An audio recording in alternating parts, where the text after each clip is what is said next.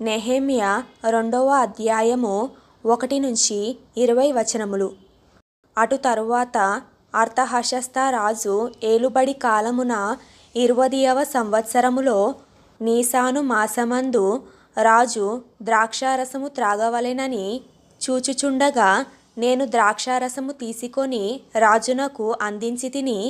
అంతకు పూర్వము నేనెన్నడూను అతని ఎదుట విచారముగా ఉండలేదు. కాగా రాజు, నీకు వ్యాధి లేదు గదా, నీ ముఖము విచారముగా ఉన్నదేమి? నీ హృదయ దుఃఖము చేతనే అది కలిగినదని నాతో అనగా, నేను మిగుల భయపడి, రాజు చిరంజీవి అగునుగాక, నా పితరుల సమాధులుండు పట్టణము పాడైపోయి దాని గుమ్మములోను అగ్నిచేత కాల్చబడి ఉండగా నాకు దుఃఖముఖము లేకపోవునా అని రాజుతో అంటిని. అప్పుడు రాజు, ఏమి కావలసి నీవు మనవి చేయుచున్నావని నన్నడుగగా, నేను ఆకాశమందలి దేవునికి ప్రార్థన చేసి రాజుతో, నీ సముఖమందు నేను దయ పొందిన యెడల నా పితరుల సమాధులుండు పట్టణమును తిరిగి కట్టునట్లుగా నన్ను యూదా దేశమునకు పంపుడని వేడుకొనుచున్నానని నేను మనవి చేసితిని. అందుకు రాజు రాణి తన యొద్ద కూర్చొని ఉండగా, నీ ప్రయాణము ఎన్ని దినములు పట్టును? నీవు ఎప్పుడు తిరిగి వచ్చెదవని అడిగెను. నేను ఇంతకాలమని చెప్పినప్పుడు రాజు నన్ను పంపుటకు చిత్తము గలవాడాయెను. ఇదియుగాక రాజుతో నేనిట్లంటిని, రాజునకనుకూలమైతే యూదా దేశమున నేను చేరు వరకు నన్ను దాటించునట్లుగా నది అవతలనున్న అధికారులకు తాకీదులను, పట్టణ ప్రాకారమునకును మందిరముతో సంబంధించిన కోట గుమ్మములకును నేను ప్రవేశింపబోవు ఇంటికిని దూలములు మ్రానులు ఇచ్చునట్లుగా రాజుగారి అడవులను కాయు ఆసాపునకు ఒక తాకీదును ఇయ్యుడని అడిగితిని.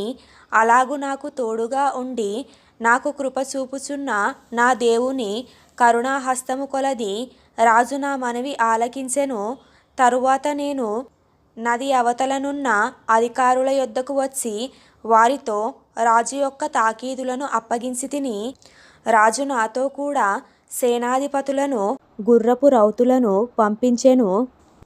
హోరోనీయుడైన సన్బల్లాటును, అమోనీయుడైన టోబియా అను దాసుడును, ఇశ్రాయేలీయులకు క్షేమము కలుగజేయు ఒకడు వచ్చెనని విని బహుగా దుఃఖపడిరి. అంతట నేను యెరూషలేమునకు వచ్చి 3 దినములు అక్కడనేయుండి, రాత్రియందు నేనును నాతో కూడానున్న కొందరును లేచితిమి. యెరూషలేమును గూర్చి దేవుడు నా హృదయమందు పుట్టించిన ఆలోచనను నేనెవరితోనైనను చెప్పలేదు. మరియు నేను ఎక్కియున్న పశువు తప్ప మరి ఏ పశువును నా యొద్ద ఉండలేదు.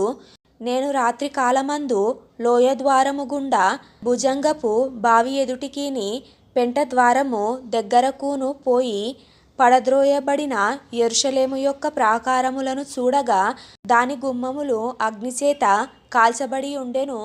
తరువాత నేను బుగ్గ గుమ్మమునకు వచ్చి రాజు కోనేటికిని వెళ్ళితిని గాని నేను ఎక్కియున్న పశువు పోవుటకు ఎడము లేకపోయెను.